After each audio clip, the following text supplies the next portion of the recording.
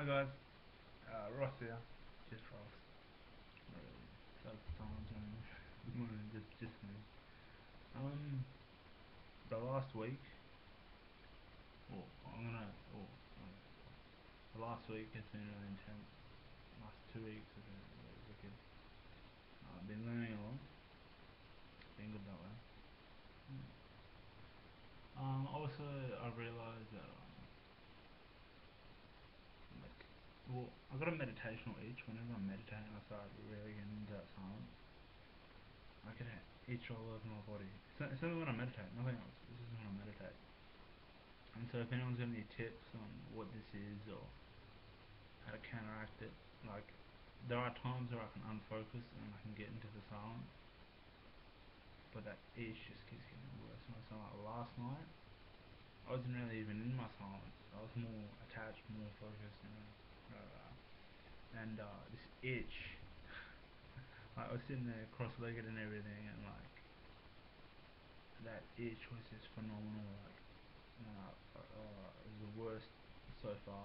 So maybe I'm advancing or something. Try to talk to a friend about it. He says it might be someone trying to influence my energy or something, which wouldn't surprise me because if you look at me, look around my bloody open channel, people just can, like, I'm protected, I can protect myself to some degree, but sometimes I have my off days and it's like, oh shit, I didn't do this and this and can't just screw with me or something. But yeah, I'll read out my status because that's what this video is about. But if you got any tips on that meditational itch, that would be greatly appreciated. Okay. No response to that status. Here we go. I want to share something with you that in some ways I had before, but it was like a big wake-up call for me. For the first year or so, or like nearly 2 years, when I had embarked on my journey with my guru, and when I say journey, I mean like he's been sort of guiding me my whole life. That's what I believe anyway. But like the last 2 years, we've actually met up and all that sort of stuff. Yeah. When I had embarked on my journey with my guru, he would ask me why I worried for him, to which I would say, I do not sense an ego when it comes to you, and so I feel people may see that as weak and try to take advantage or manipulate you. I worry for you, bro. It's pretty much what I said. Like, I got bad memory, that's pretty much what I said. He then replied with something like, Ross, you do not need to worry about that. Do not focus about anyone else. Just focus on yourself for now. And me being me, I got stubborn. And I said, well, I do. I do worry about you. Can I help it? The last thing I want is to lose you. Like, because he's pretty much taken me from one of the lowest points in my life, and he, like, my whole spiritual journey, all that enlightenment, or whatever you want to call it, was thanks to him in some way. And yeah. And last time I used it, then he said something which led to him saying something like this: Ross, you do not need to worry about me at all. You'll soon see why. I thought in my head, like, what the fuck, like, what is he talking about? Like, I don't get what he means, but like, he's very in tune. Everything he says genuinely comes true. Like, everything he says does come true to some degree.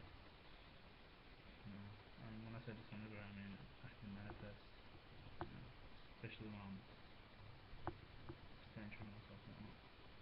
And it was not until I tried to read him one time, so there's a couple months later I tried to read him, that I caught the first glimpse of it. Usually when I read people, I can get to their core, feel them and read them. Like, like straight up, like just damn information comes at me. With him, I could not get any form or definition, so I couldn't define him, I couldn't associate things with him. Definition of him whatsoever. It was the first time I got insight into the wholeness and entirety of who he was. And yeah, like, I wrote lol and stuff. I still cannot really define it or him, especially in the state I've been in the last few months. I have to really, boiling that down myself to really sort of have some sort of relation to it. It was not until I went to India did I really experience what he meant back then.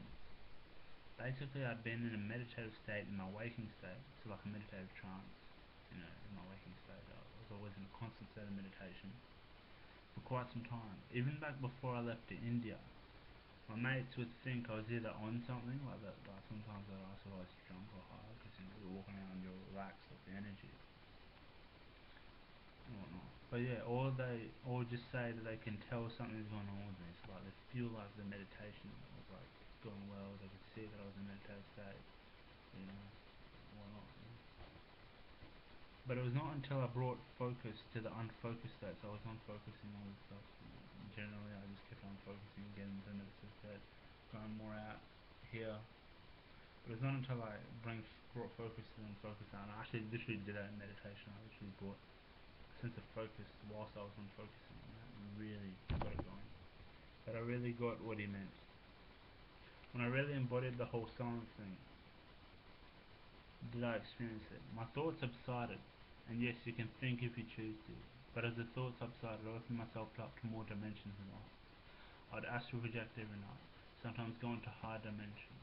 I'd be seeing the future and past constantly, and timelines, like literally timelines, replaced the motions of my thoughts. I could literally pick and choose what I wanted happening in my life if I focused on it. All I really needed to do at that point was just focus, pinpoint, or bring in the unfocused state, and bam, I would manifest. But this did not appeal to me one bit. In fact, it made me a bit miserable to some degree. That we have all this potential and power, but we just never use it. And like, I'm the only one sort of doing it. So I said and embodied in myself that I would give all potential and everything to God. So I did. I disseminated all potentials in reality to God. And the weird thing that really made me realize that God is indeed conscious even more so is that the one I wanted the most in regards to the potential of reality anyways, like, so what I surrendered and all that, the one that I wanted the most always became a reality. And so it really made me smile that if I gave everything back, it got returned and magnified. So basically I learned that my guru is in charge of his reality, of everything on his reality. And spiritual people are more aware of their control of reality, like you get things like deja vu, you have synchronicities and whatnot. And some of you actually can peer in the timelines and choose it. I'm doing this thing like naturally now. Like, I'm doing this thing like when I talk now. It's weird. I'm doing more talk when I talk. This is a natural thing now. I'm not even focusing on it. It just happens. I don't know what's going on with that, but it happens. But yeah, more control over your reality. As spiritual people are more aware of their control over reality. Also, I never absorbed negativity. In those states, it would just reflect back onto the person, and I never once felt or got threatened. You know. We like to think being attached and egoic is power because it puts our spin on things. But from my experience, that is when we absorb and invite things in, rather than reflect and embody ourselves. Mind you, it is a lot of responsibility being in those states, and eventually you sort of want to come back for a while to feel that attachment. Attachment is not necessarily feeling either, because when you relax and let go, you allow for more and more to move through without you attaching to the stress or the conflict. So you just allow more, but you're not attached. So you can feel more, but you just you're not moved by it. You stay in your own power. It is a huge responsibility though, and it's not for everyone. So that's basically what I wanted to say, what I wanted to tell you guys. And yeah, I'm running out of time. Only 9 minutes. I think stops at 10, I think. But yeah, much love. If anyone can give me tips on the meditational itch that I get, what the fuck it is, and how to combat it, that'd be fucking wicked. Sorry for my swearing, but yeah, much love.